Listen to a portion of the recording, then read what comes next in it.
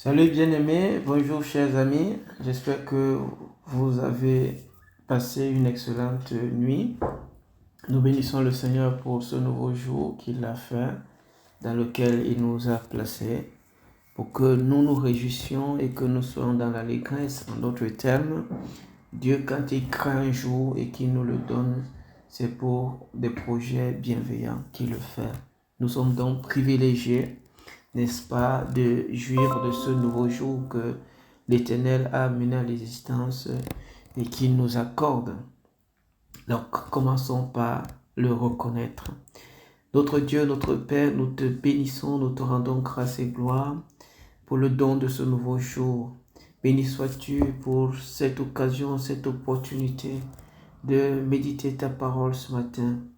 Nous prions qu'alors que ce moment de partage se passe, que ta présence, ton esprit visite nos cœurs, rencontre nos vies et nos besoins. Et nous prions, notre Dieu, que toi qui es l'auteur de ce jour, que tu veilles à accomplir tes desseins au travers de notre vie tout au long des 24 heures de ce jour. Nous prions contre toute forme d'œuvre ténébreuse qui voudrait se dresser contre nous, qui voudrait nous empêcher de jouir de ce programme bienveillant de Dieu à notre égard. Bénis ta parole ce matin alors que nous la méditons. Au nom de Jésus-Christ. Amen. Alors, hier, nous avons médité le verset 3. Ce matin, nous allons méditer le verset 4 qui dit ceci.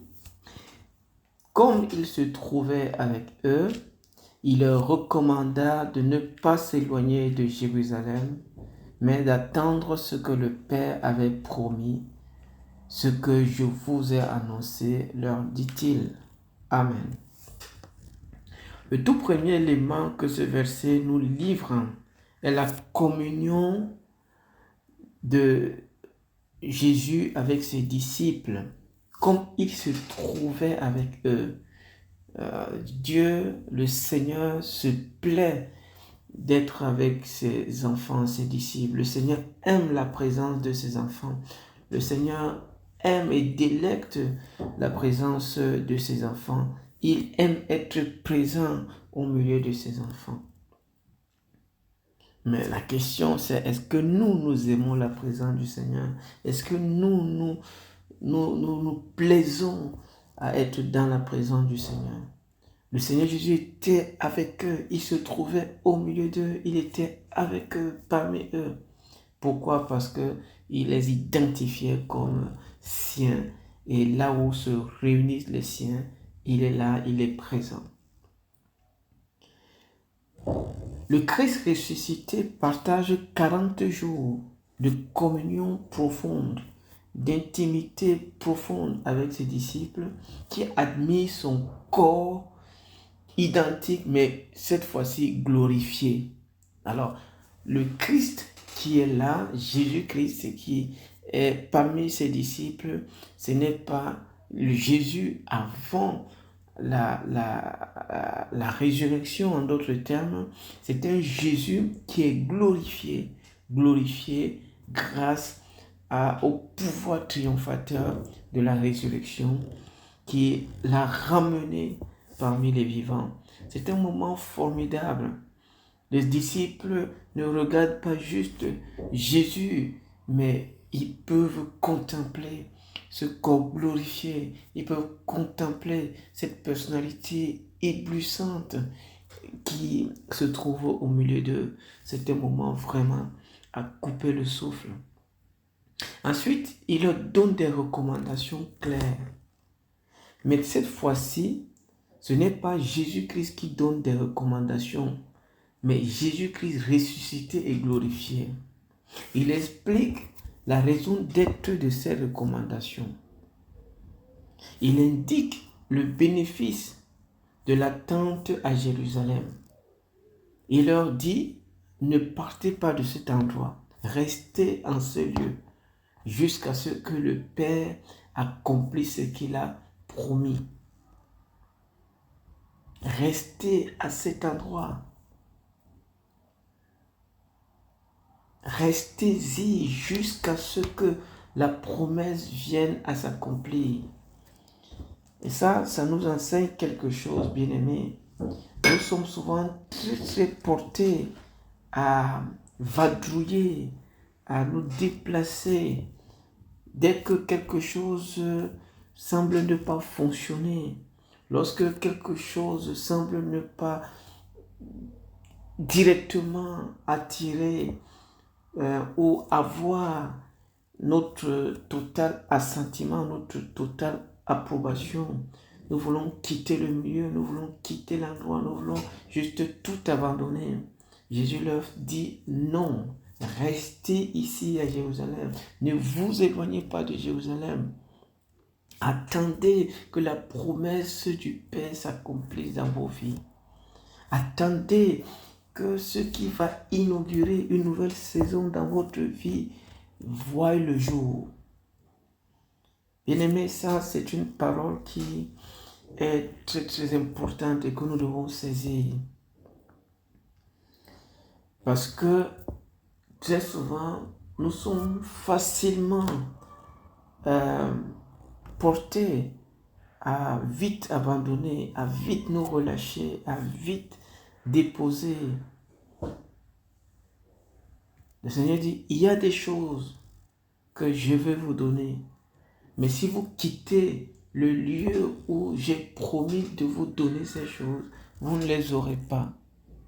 Que de choses nous perdons parce que nous ne sommes pas au lieu où nous devons être.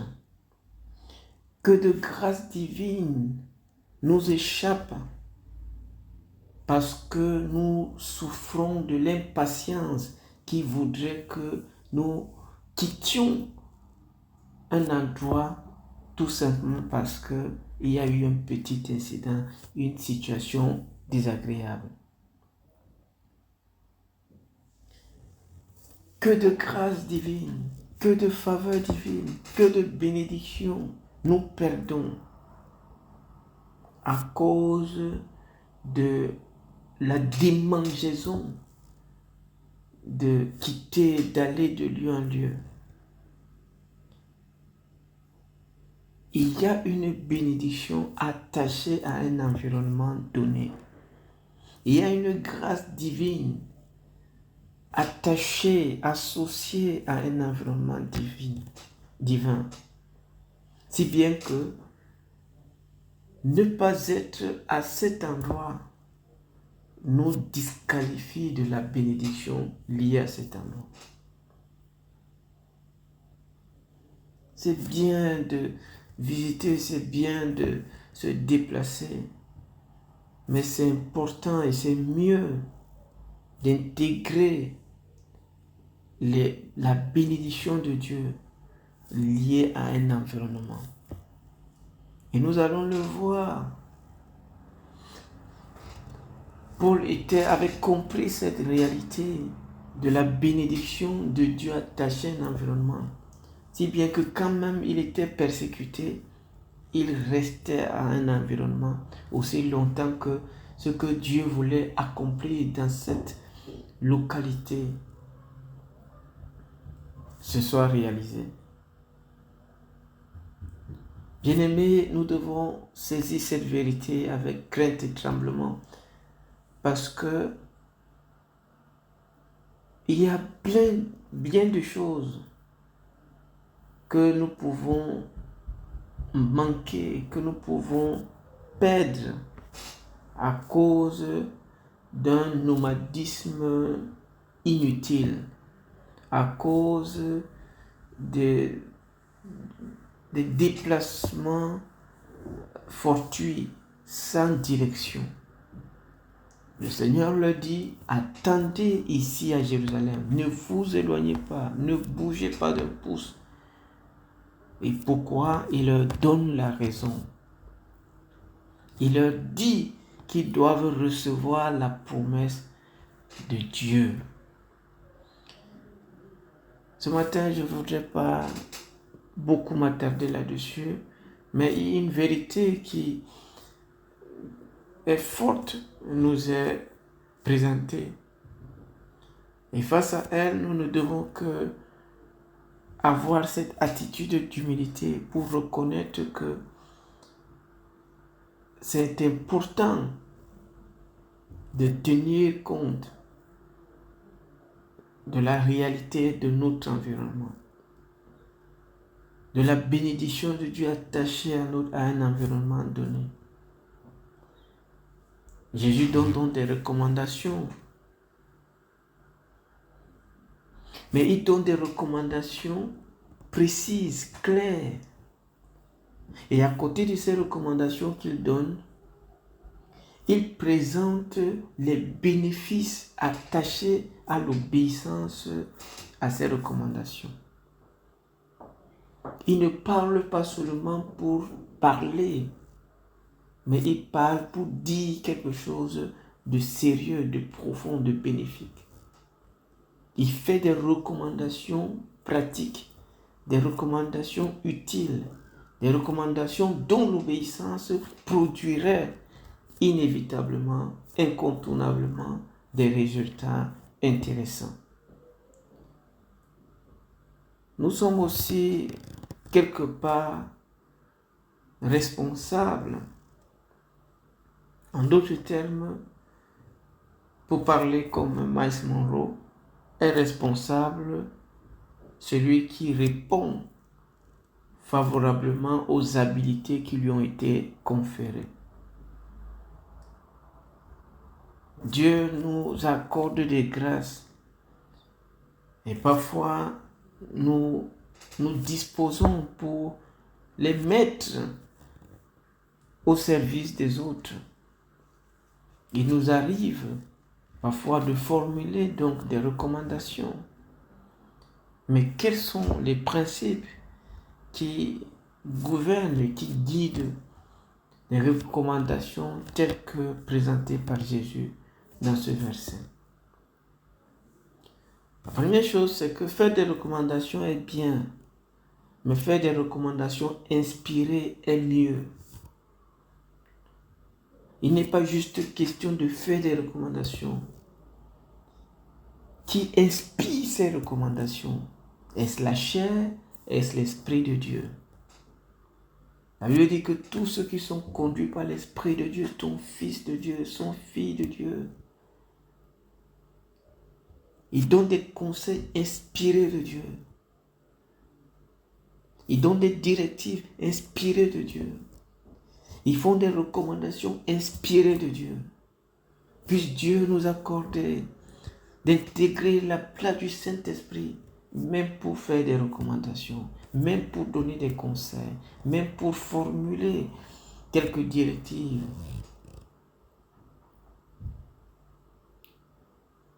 La deuxième chose, c'est que la valeur des recommandations est mesurée par l'effectivité de leur réalisation. Les recommandations qu'on donne sont-elles réalisables?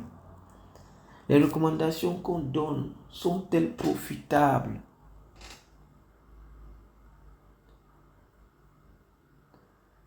Troisième chose, c'est que la portée d'une recommandation doit toujours tenir compte de son auteur. Avant d'obéir à une recommandation, avant d'obéir à une suggestion, il importe d'abord d'identifier l'auteur de qui cette recommandation émane. Comme disait ce brillant professeur de chimie organique,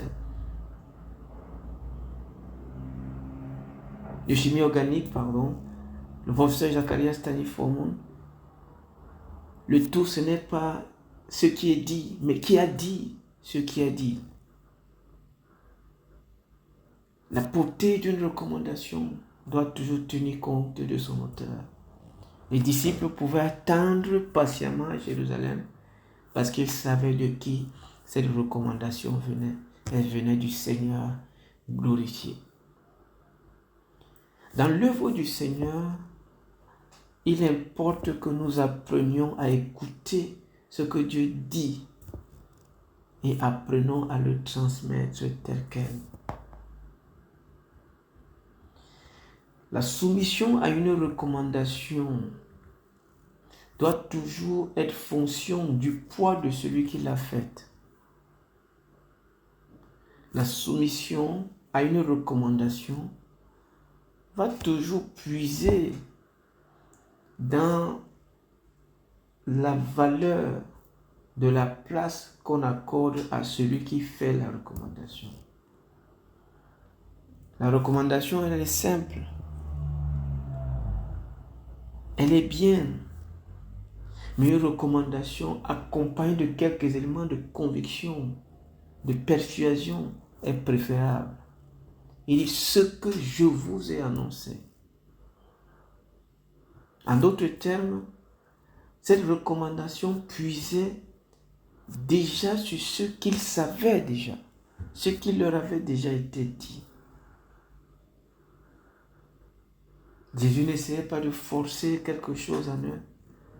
Il les mettait juste en face d'une réalité à laquelle, une fois, ils avaient été confrontés, qui leur avait été présentée. Alors on va terminer par cette prière.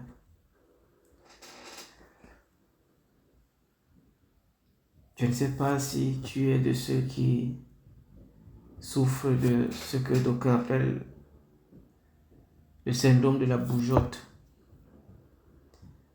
Et que de grâce, que de faveur, que de bénédiction, que d'opportunités nous avons manqué parce que nous souffrons de la démangeaison de bouger, de nous déplacer, sans intégrer la réalité impressionnante, la réalité déterminante de l'environnement. Seigneur, pardonne-moi toutes ces opportunités ratées. Pardonne-moi toutes ces occasions manquées à cause de l'ignorance de la pertinence de l'environnement, de la valeur de l'environnement. Je prie que ce matin que tu m'aides à intégrer que l'environnement a un rôle déterminant à jouer dans ma vie, dans mon parcours, aussi bien séculier que spirituel. Enseigne-moi à attendre dans un endroit quand il faut attendre. Je prie que tu me donnes la patience nécessaire pour rester à un environnement, pour rester dans un milieu, aussi longtemps que ce que tu veux accomplir dans ma vie ne s'est pas encore réalisé. Ô Seigneur, aide-moi à être participant de la bénédiction liée à l'environnement, la bénédiction locale, la bénédiction environnementale. Mais Seigneur, aide-moi aussi à savoir que tous les environnements ne sont pas bons et ne produisent pas unilatéralement les bons résultats. Aide-moi donc, ô Seigneur, à discerner les mauvais environnements, les environnements qui polluent, les environnements qui détruisent, les environnements qui empêchent de grandir. Et aide-moi à les éviter, à m'en éloigner, selon que dit ta parole.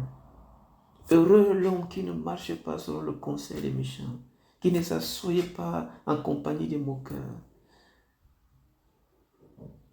mais qui prend plaisir à méditer la parole de l'Éternel jour et nuit. Bénis cette parole, Seigneur, dans nos vies, dans nos cœurs.